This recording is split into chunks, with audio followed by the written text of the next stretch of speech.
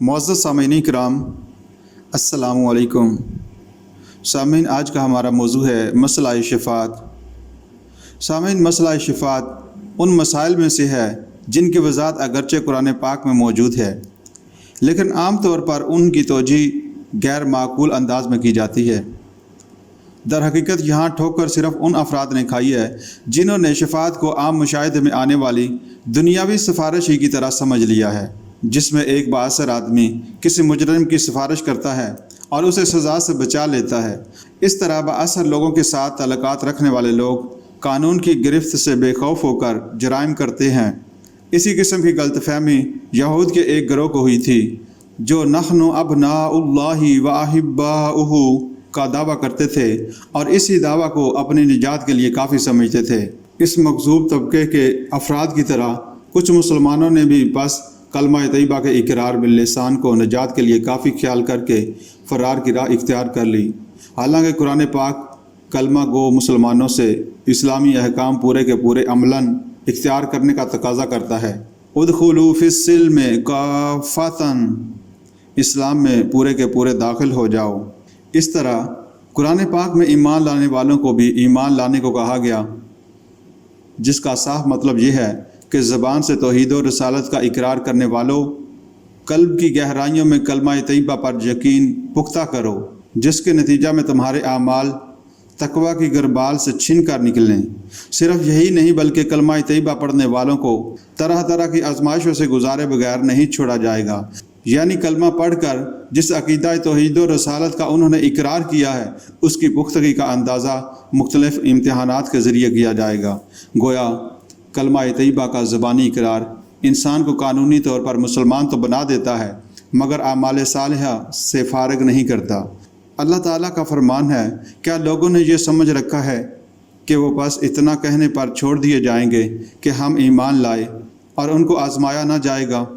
حالانکہ ہم ان سب لوگوں کی آزمائش کر چکے ہیں جو ان سے پہلے گزرے ہیں، پس اللہ کو تو ضرور یہ دیکھنا ہے کہ سچے کون ہیں اور ضرور معلوم کرنا ہے کہ جھوٹے کون ہیں۔ اسی مضمون کو قرآن پاک میں کئی جگہ مختلف پیراوں میں بیان کیا گیا ہے، جس سے بات پوری طرح واضح ہو گئی۔ مثلاً ام حسبتم ان تدخلوا الجنۃ ولما یعلم اللہ الذین جاہدوا منکم ویعلم الصابرین، کیا تم نے سمجھ رکھا ہے کہ جنت میں داخل ہو جاؤ گے، حالانکہ ابھی اللہ نے یہ تو دیکھا ہی نہیں کہ تم میں سے جہاد میں جان لڑانے والے اور ثابت قدم رہنے والے کون ہیں۔ معلوم ہوا کہ ہمیشہ سے اللہ تعالیٰ کا طریقہ یہی رہا ہے کہ وہ ایمان کا دعویٰ کرنے والوں کی آزمائش کرتا ہے، اور ظاہر ہے کہ سنت اللہ تبدیل نہیں ہوا کرتی۔ اب اس دور میں ایمان کا دعویٰ کرنے والوں کو آزمائش میں ڈال کر ان کے دعویٰ کی عملی صداقت کیوں نہ دیکھی جائے گی، اور ان کے زبانی اقرار کو سنت اللہ کے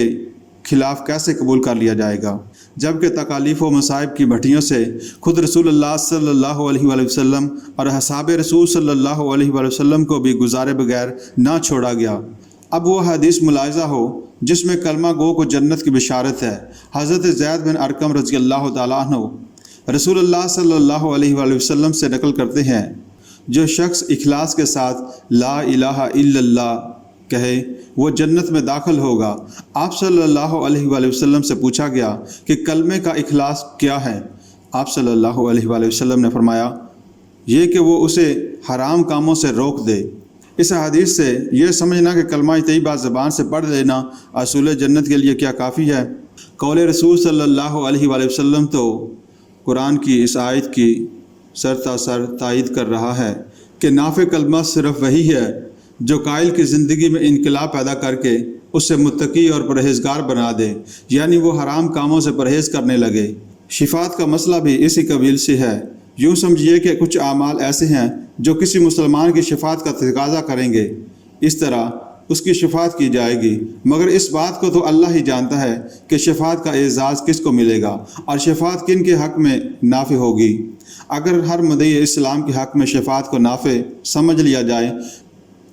تو وَلَا تَزِرُ وَازِرَةٌ وِزْرَ أُخْرَىٰ، کوئی بوجھ اٹھانے والا کسی کا بوجھ نہیں اٹھاتا۔ اور سورۃ النجم میں اللہ تعالیٰ کا فرمان ہے، اللہ تزر وزرۃ وزر اخرى وان لیس للانسان الا ما سعى وَأَنَّ سَعْيَهُ سَوْفَ يُرَى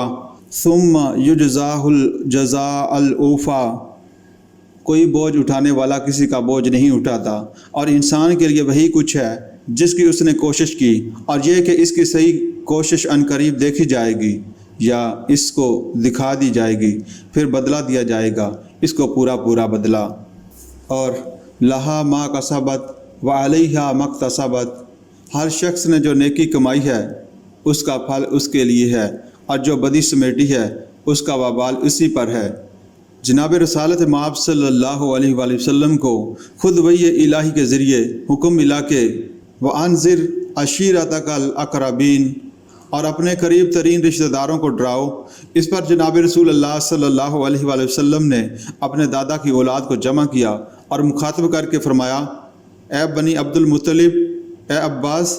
اے صفیہ رسول اللہ کی پھپھی، اے فاطمہ محمد صلی اللہ علیہ وآلہ وسلم کی بیٹی، تم لوگ آگ سے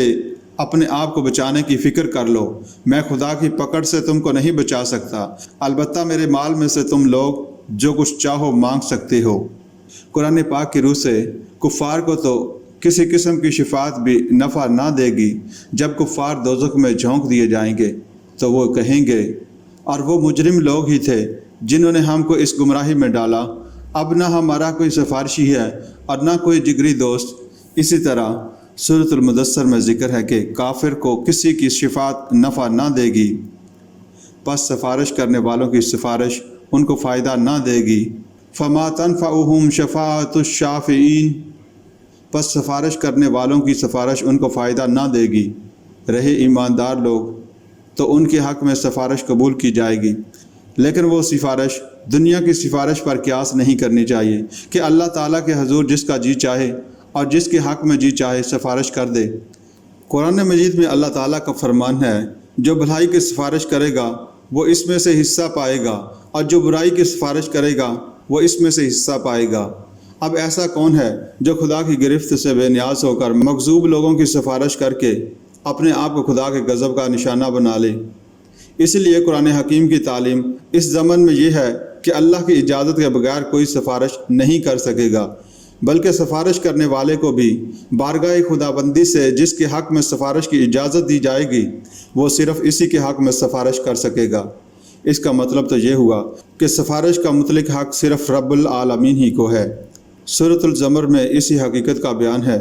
قُلْ لِلَّهِ الشَّفَاعَةُ جَمِيعًا، کہہ دیجئے سفارش تو پوری کی پوری اللہ کے اختیار میں ہے۔ قرآن کی روح سے شفاعت تو ایک قسم کا اعزاز ہے جسے رب العالمین اپنے بعض بندوں کو عنایت فرمائے گا، لیکن یہ اعزاز اسی صورت میں ہے جب کہ شافع کی شفاعت کو شرف قبولیت بخشا جائے، مگر خدا کے بندوں میں سے کوئی عالم غیب تو ہے نہیں جو کسی انسان کی زندگی کے تمام ظاہری و باطنی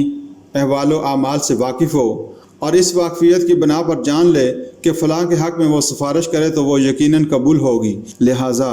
عالم الغیب ہی اس بات کو جانتا ہے کہ کون شخص شفاعت کے لائق ہے،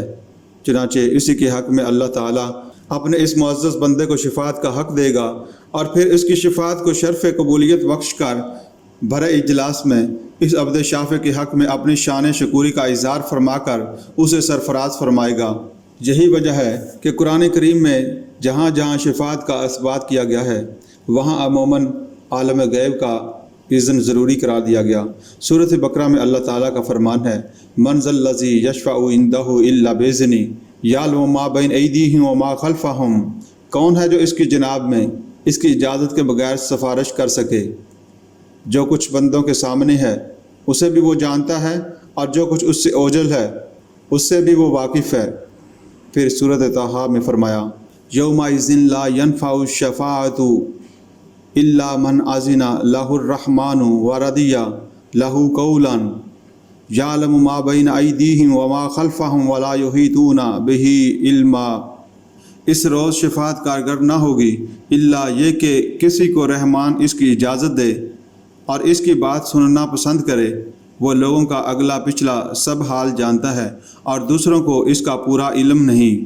پس شفاعت کو مشروط بإذن اللہ کرنا دراصل شافعین کو اہانت سے محفوظ رکھنے اور ان کی تکریم کو حتمی بنانے کے لیے ہے، کیونکہ جس طرح یہ بات شافع کے لیے حد درجہ اکرام کا باعث ہے کہ اسے بارگاہ خداوندی سے شفاعت کی اجازت ملے اور پھر اس کی شفاعت شرف قبولیت پائے، اسی طرح اگر کسی کی شفاعت میدان حشر میں رد کر دی جائے تو یہ اس کے لیے رسوائی کا باعث ہوگی۔ اس لیے شفاعت کو بإذن اللہ مشروط کر کے رب شکور نے اپنے برگزیدہ اور نیک بندوں کے لیے میدان حشر میں رسوائی کے امکان ہی کو ختم کر دیا ہے۔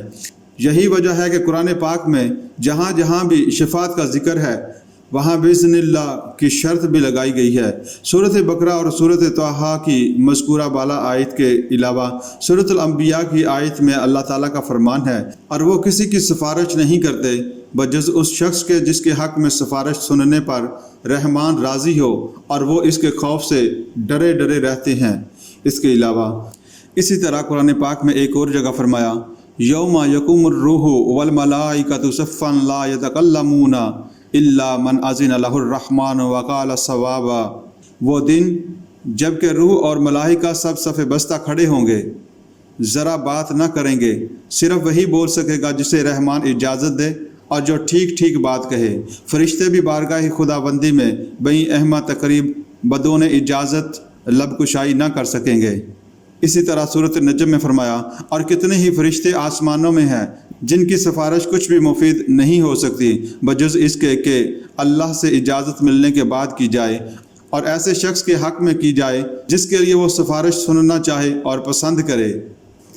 نتیجہ اس ساری گفتگو کا یہ نکلا کہ اصولی طور پر قیامت کا دن دوستیاں نبھانے یا سفارش کرنے کا نہیں، جیسا کہ خود قرآن کریم میں سورۃ بقرہ میں اللہ تعالیٰ کا فرمان ہے، بلکہ عدل و انصاف کا دن ہے۔